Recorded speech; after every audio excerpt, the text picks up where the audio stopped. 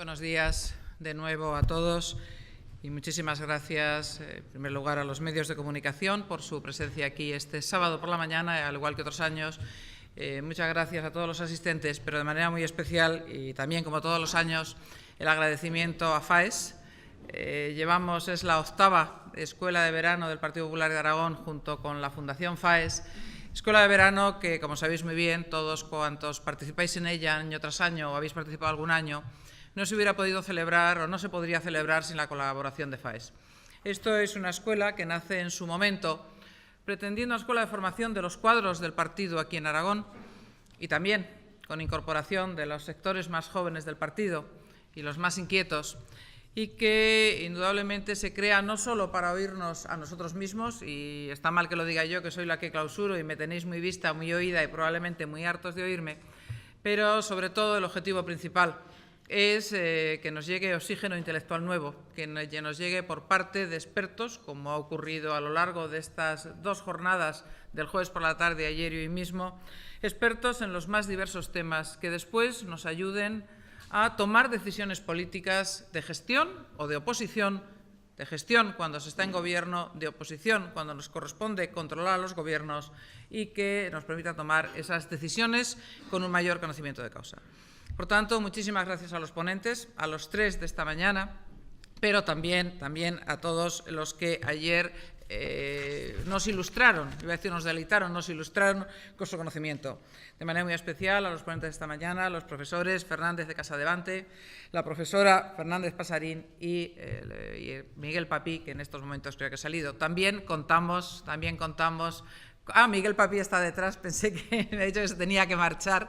Y también con Gabriel Orriega, que hoy nos acompaña todavía desde ayer, con Miguel Ángel Quintanilla, que en este caso no ha sido ponente, pero siempre es fiel colaborador del PP de Aragón, y también con el profesor de Palacio, Jorge de Palacio, que no solo participó en la primera mesa redonda, sino que nos ha acompañado a lo largo de estos 2 días y han podido disfrutar también de las bellezas de Tarazona y de su comarca. Yo esta mañana, cuando preparaba este breve esquema, de estas palabras con las cuales no pretendo aburrir demasiado, echaba mano de mis notas de la clausura de la escuela del año pasado. Y la verdad es que hay algunos temas que se trataron el curso pasado y que se han vuelto a tratar porque España sigue teniendo abiertos los mismos problemas. El año pasado era necesario y hablamos del necesario fortalecimiento de las instituciones en España. Hablamos de la etapa que se abría de una economía post-crisis, la situación de la economía española post-crisis, y también hablamos de la emergencia de los populismos en España y de la necesaria defensa de la democracia representativa. Y la verdad es que hoy, un año después, con alguna variación que diré, esos problemas siguen estando sobre el escenario político español. Y también los retos que hace un año tenía España hoy siguen existiendo y yo creo que de una manera más grave de la de septiembre del año 2015. Seguimos teniendo abierto el problema de la integridad territorial, con una diada que se celebrará mañana, y además ya con un proceso de separación unilateral puesto en marcha por el Parlamento catalán, por no hablar del País Vasco, que indudablemente con un ritmo distinto, pero donde también existe el problema de la integridad territorial de esta vieja nación que se llama España. España sigue teniendo pendiente la consolidación del crecimiento económico, consolidación necesaria e imprescindible para mantener y mejorar el estado del bienestar, y sigue teniendo pendiente el fortalecimiento de las instituciones. Pero antes de seguir hablando de España, y si me permitís, y pido perdón a los ponentes y a los que estáis hoy aquí, que no sois de Aragón, tengo que dedicar unas palabras o un tiempo a la situación política de Aragón. El año pasado, cuando estábamos en esta escuela, prácticamente estábamos recién salidos del gobierno de Aragón, habíamos ganado las elecciones. El Partido Popular de Aragón, desde el año 2011, ha ganado una tras otra las elecciones que se han celebrado hasta las últimas del 20 de junio, pero las sumas de mayorías, como en otros lugares de España, nos hizo salir del gobierno, perder el gobierno. Yo el año pasado decía que lo único, en esos 2 meses de gobierno de izquierdas que había en Aragón, había dos hechos característicos. Uno había sido un incremento el anuncio de un incremento de la presión fiscal desmesurada, que se ha cumplido y que se ha exacerbado, y por otra parte el apunte de toma de decisiones dirigidas no en base a la defensa del interés general, sino dirigidas e inspiradas en prejuicios ideológicos. Pues bien, eso no solamente sigue vigente ahora que ya son 15 meses de gobierno de izquierda en Aragón, sino que, como comentaba, son posturas que se han incrementado y que se han exacerbado. Y en estos días estamos viviendo un sainete, si me permitís la expresión, que ha sido la sustitución del presidente de las Cortes de Aragón. El presidente de las Cortes de Aragón, que el año pasado eligieron los partidos que habían conformado una mayoría de izquierdas, era del Partido Socialista. Anunció en el mes de julio que iba a dimitir y hemos estado 2 meses en transición viendo cómo los intereses primero del Partido Socialista y de Podemos introducían la inestabilidad que ya había en el Gobierno de Aragón en la institución del legislativo de la comunidad autónoma. Yo creo que cuando el año pasado se eligió al presidente inicial de las Cortes de Aragón, sabíamos que aquello era la crónica de una dimisión anunciada, que traía causa de los problemas o que tenía su origen en los problemas internos del Partido Socialista en Aragón y de las divisiones y de los enfrentamientos entre los de una provincia y los de otra, pero que también trae causa del pacto de investidura del actual presidente de Aragón, señor Lambán, que única y exclusivamente se preocupó de atar 35 escaños en las Cortes de Aragón que le votaran para ser elegido presidente, sin pensar cómo iba a gobernar después. Él tiene solo 18 escaños, como bien recordamos, y que eso lo que ha supuesto es la situación política de inestabilidad y de parálisis que tenemos en Aragón, con un gobierno sin pulso y sin iniciativas. Eso sí, con una permanente política de gestos, siempre presente en los medios de comunicación y, desde luego, utilizando al máximo aquellos que tienen a su mano. Pero frente a esa política de gestos, de fotos, de apariciones, de mensajes contradictorios, un día el presidente de Aragón dice que no va a admitir el chantaje de Podemos para sustituir al presidente de las Cortes y 48 horas después dice que le parece fantástica la candidatura de la diputada de Podemos para elegir. Pero frente a eso, los aragoneses vivimos un día a día. Y hay algunos datos, simplemente 2 o 3 menciones, que yo creo que son la fotografía del Aragón real. Hoy salían las cifras económicas dadas por el propio Gobierno del crecimiento del PIB en el segundo trimestre de este año 2016. Pues bien, seguimos creciendo por debajo de la media española. La economía aragonesa, que es una economía pujante y que aguantó la crisis mejor precisamente por el peso del sector de la industria en nuestra economía, en el primer trimestre del año 2006 creció 2 décimas por debajo de la media nacional y en este segundo trimestre ha vuelto a crecer otras 2 décimas por debajo de la media nacional. Y en este momento, ya en el crecimiento interanual del PIB España-Aragón, Aragón está 5 décimas por debajo de la media nacional. ¿Tendrá algo que ver las políticas microeconómicas que ayer nos apuntaban algunos de los ponentes que estuvieron ayer aquí, que eran las que posibilitaban a las comunidades autónomas ayudar o entrar en competencia con otras comunidades autónomas? Lo que sí es cierto es que en estos 15 meses de gobierno, y estas cifras lo demuestran, la competitividad de la economía aragonesa, lastrada, entre otras cosas, por el incremento de los impuestos y por las no decisiones del Gobierno de Aragón, está creciendo por debajo de la media nacional. Por no hablar de cuál está siendo la política educativa del Gobierno de Aragón, también con mucha foto, con mucha comparecencia, pero una política educativa donde aquellos sectores que no son coincidentes ideológicamente con el Gobierno de izquierdas de Aragón tienen que estar defendiéndose permanentemente en los tribunales. Recursos que, por otra parte, la consejera de Educación va perdiendo uno tras otro. ¿Qué hubieran dicho, querida Dolores, si tú hubieras estado perdiendo recursos cuando ocupabas esa responsabilidad? Se hubieran exigido tu dimisión a la primera de cambio, pero no parece que es por donde vayan. Por no hablar de los problemas de la sanidad. El otro día sacaban pecho diciendo que la sanidad aragonesa era la segunda, la mejor clasificada, la segunda. Lo que no dijeron es que en ese informe, por otra parte, que ya venía siendo en los años anteriores, y lo que no dijeron es que en ese informe lo que se hacía referencia era a que todavía no se podían medir las medidas del nuevo Gobierno porque el informe se refería al 14 y al 15 y luego, por tanto, las medidas tomadas por el nuevo Gobierno todavía no han tomado efectos.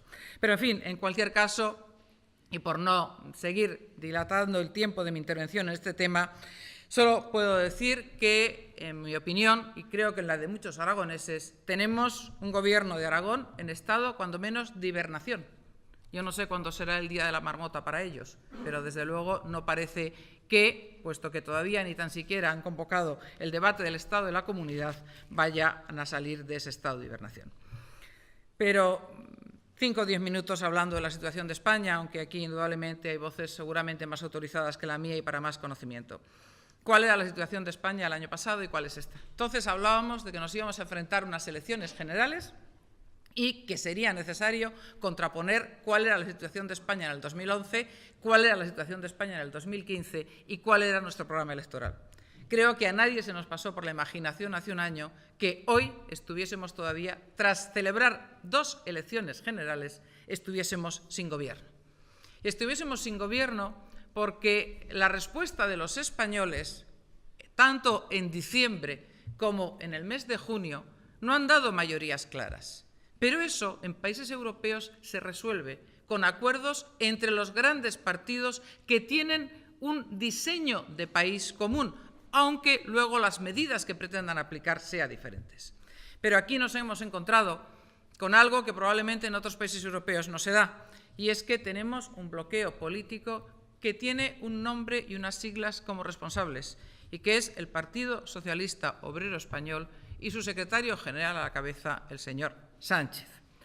Porque, a la inversa también de como ayer nos recordaban algunos de los ponentes en esta misma sala, cuando en los países europeos han aparecido partidos de extracción populista, los partidos del sistema, y lo hemos visto en Francia, como ya hace muchos años, quienes son adversarios políticos entre los centristas y los socialistas, o la UPyD y los socialistas, fueron capaces de ponerse de acuerdo y cerrar el paso a los partidos radicales, partidos populistas. Sin embargo, en España, lo vimos en las elecciones municipales y autonómicas, lo estamos sufriendo en el Ayuntamiento de Zaragoza. El Partido Popular fue el partido más votado, con Eloy Suárez a la cabeza. El Partido Socialista era el tercer partido y prefirió apoyar, a pesar de que se les ofreció a ellos, el Partido Popular ofreció apoyar al candidato socialista antes de que llegara un alcalde de Podemos. Sin embargo, el Partido Socialista, al igual que en el resto de España, en la constitución de los ayuntamientos y las comunidades autónomas, prefirió pactar con los populistas. Si me permitís la expresión, creo que en el pecado llevan la penitencia, y los resultados electorales que han tenido en generales, indudablemente, también están sufriendo el efecto de aquellas decisiones que tomaron. España, decía antes, que tiene retos. Los tenía el año pasado y probablemente agrandados los tiene en esta. Por una parte, seguir creando empleo. También ayer nos recordaban las cifras y lo que dicen los informes. Los efectos de la reforma laboral, por informes que no son del Gobierno, que no son del Partido Popular, informes de expertos, de fundaciones de expertos, entre ellos de FEDEA, lo que han analizado y cuantificado es lo que hubiese pasado en España en cifras de empleo si no se hubiese acometido por parte del Gobierno la reforma laboral.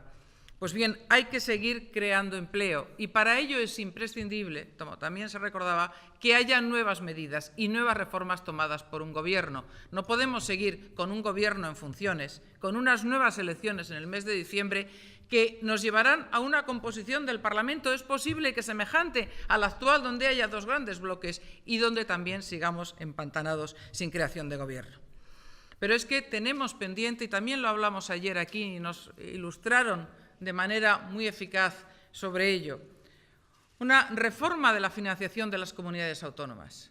Está abierta la discusión, no va a ser fácil llegar a acuerdo, pero lo que sí es cierto es que hay que hacer una reforma de financiación dentro de un marco de una reforma fiscal más general que delimite clarísimamente y que además, sobre todo, defina claramente qué es y qué dinero se dedica a la financiación de los servicios fundamentales del estado de bienestar que son prestados por las comunidades autónomas, la sanidad, la educación y los servicios sociales. Pero también en España tenemos pendiente de definir nuestro estado de bienestar. Yo sé que es muy sencillo y que además es un mensaje que probablemente llega mucho más fácil al ciudadano que el que damos nosotros. Es decir, cuanto más se gasta, mejor. En primer lugar, eso es una afirmación errónea. No siempre por gastar más dinero los servicios públicos son de mayor calidad. Porque lo que hicimos los gobiernos populares, y aquí en Aragón fuimos capaces de mejorar y mantener y mejorar en algunos casos los servicios públicos básicos gastando menos dinero, porque buscamos nichos de eficiencia y de eficacia y de eficiencia. Pero sí es cierto que eso para un gobierno siempre es mucho más duro. Es mucho más sencillo decir tengo más dinero, gasto más y luego otro vendrá que lo pague. Pero es imprescindible en una política de Estado, y sería necesario, aunque dudo que podamos llevarlo a cabo, que los grandes partidos en España fuéramos capaces de diseñar cuál es nuestro estado de bienestar deseable y cómo podemos llegar a él, pero sobre todo cómo podemos mantenerlo. Porque para mantenerlo hace falta dinero, y el dinero y los recursos públicos nacen de los impuestos que pagamos todos los españoles cuando se genera riqueza. Ayer tuvimos la oportunidad de oír hablar de pensiones y, dicho en tono de broma, los que tenemos una cierta edad nos quedamos relativamente tranquilos, los que tienen menos de 40 años se quedaron muy preocupados, porque efectivamente la crisis del sistema les puede afectar. Bueno, lo digo en tono de broma, pero no es un tema de broma. Es un tema que es imprescindible también que las grandes fuerzas políticas, quienes hemos gobernado este país, quienes las han gobernado y quienes seguramente volverán a gobernar, nos hagamos un gran pacto, no solo lo que fue el Pacto de Toledo de los años 90, sino incluso yendo más allá, porque la garantía de las pensiones necesita de una serie de políticas previas y de una serie de políticas activas que imbrican efectivamente y que además también tienen su efecto en la política económica y en la política fiscal. Es un reto que tenemos pendiente. Y esta mañana se ha hablado de la Unión Europea y de la crisis política e institucional que está sufriendo.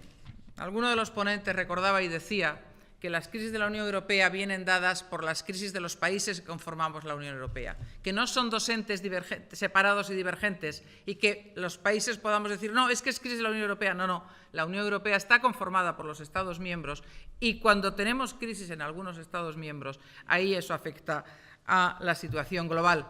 E indudablemente también ahí es imprescindible o sería imprescindible poder pactar políticas de Estado.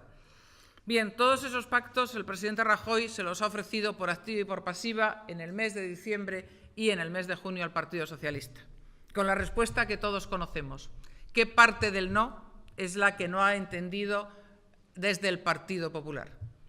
Yo me gustaría plantearle al secretario general del Partido Socialista una pregunta. ¿Él es consciente del daño que está haciendo a la sociedad española? Seguramente esa es la pregunta que él se tendría que hacer. Porque lo que no es de recibo es que tras una repetición de lecciones, donde ha quedado una cosa clara, y es que el único que ha mejorado posiciones en votos, en porcentaje y en número de diputados ha sido el Partido Popular, todavía nos encontremos con el secretario general del Partido Socialista, si se me permite la expresión, mareando la perdiz y haciendo no se sabe qué para intentar aparentar que si vamos a unas terceras elecciones la responsabilidad no es suya. Yo creo que de todos los miembros del Partido Popular lo tenemos muy claro, pero tenemos que reiterar que al Partido Socialista, al igual que se hace en otros países europeos, se le ha ofrecido pactar los grandes temas, las grandes reformas que necesita España. Se le ha ofrecido formar un gobierno de coalición. Se le ha ofrecido todas las fórmulas que en democracia pueden caber y todas ellas han sido rechazadas. Y el escenario, como os decía, Partido Popular, primera fuerza y creciendo, Partido Socialista estancado, Podemos a la baja y Ciudadanos estancado y, si comparamos el resultado de junio con el de diciembre, a la baja. También esas elecciones se planteó, y el año pasado en este mismo salón hablábamos de los partidos emergentes. Yo voy a confesar una cosa, quizá me pasa como alguno de los ponentes de hoy que decía, yo como soy muy mayor, ya, bueno, pues a mí me pasa lo mismo, querido profesor. Yo cada vez que oigo hablar de viejos partidos y nuevos partidos, y de vieja política y nueva política, confieso que me irrito. Porque yo creo que lo que no se puede contraponer, lo mismo que en el conjunto de la sociedad, no por ser mayor se es mejor, ni por ser joven se es peor, ni a la inversa. Yo creo que lo que hay que contraponer es buena política o mala política. Y lo que se ha demostrado hasta ahora, yo creo, que los que hemos sabido gobernar en situaciones de dificultad son los que hemos sabido, a pesar, insisto, de la crisis, de sus efectos, del empobrecimiento, en fin, a pesar de todo lo que tantas veces hemos hablado, hemos sabido sacar adelante, con dificultad, pero sacar adelante, es la nave de este país que se llama España.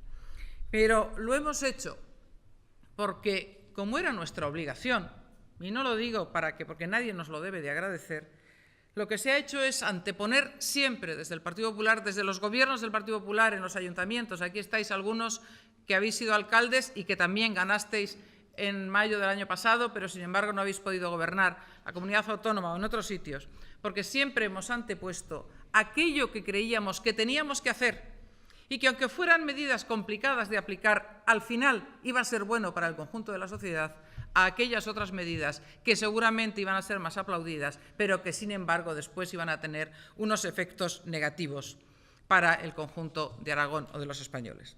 Sin embargo, desde el Partido Socialista se está siguiendo la política contraria, anteponiendo, y casi me atrevo a decir, no ya los intereses de partido, sino los intereses personales de un grupo de dirigentes a los intereses generales de España. Y dejo en el aire también una pregunta. ¿Sabe el Partido Socialista actual dónde va? ¿A qué sector de población se está dirigiendo? ¿Dónde está aquel Partido Socialista que, discrepando, y yo discrepé y debatí muchísimo en el Congreso de los Diputados cuando tenía las mayorías aquellas tan absolutas con Felipe González a la cabeza, pero sin embargo se veía que era un partido con un proyecto político para España, del cual discrepábamos a veces, pero que sin embargo tenía muy clara la línea a seguir y el camino a seguir? Pues bien, en estos momentos ese Partido Socialista está, en mi opinión, en un juego de equilibrios internos. Y no tenemos más que ver las declaraciones de sus responsables autonómicos, que yo confieso que no soy capaz ni de seguirlas ni de entenderlas, incluido el responsable político aragonés.